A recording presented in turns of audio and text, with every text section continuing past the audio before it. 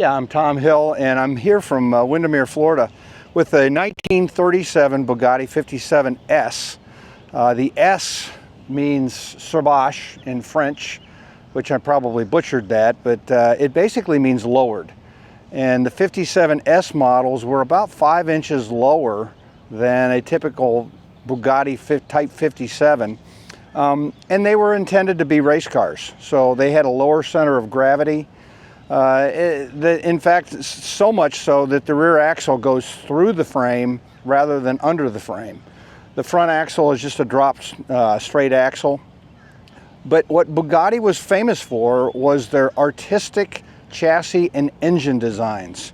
And specifically, the engine in this car is it's about 200 horsepower.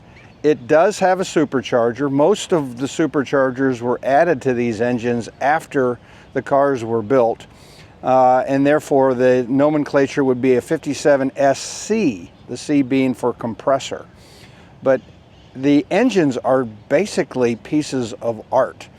You can see the little marks on the cylinder, the valve covers and the cam covers, and it's got the little marks on there. They refer to those as scrapings. They were all done by hand, and it was just for appearance. Had nothing to do with function, it was all appearance. Same thing with the dash. They had hand-turned dashes with the little twist marks, the little half circles on there, just to make the engine compartment more beautiful. But this particular car was intended to be, like I said, a race car. And one of the most unique things of this car that people don't understand is the exhaust. This straight 8 engine had a 3-inch exhaust pipe that came out, and when it turned to go back under the car, there wasn't enough ground clearance. So they flattened it down and converted it to 5 1-inch pipes. Those 5 pipes gave the same volume of air as the 3-inch pipe.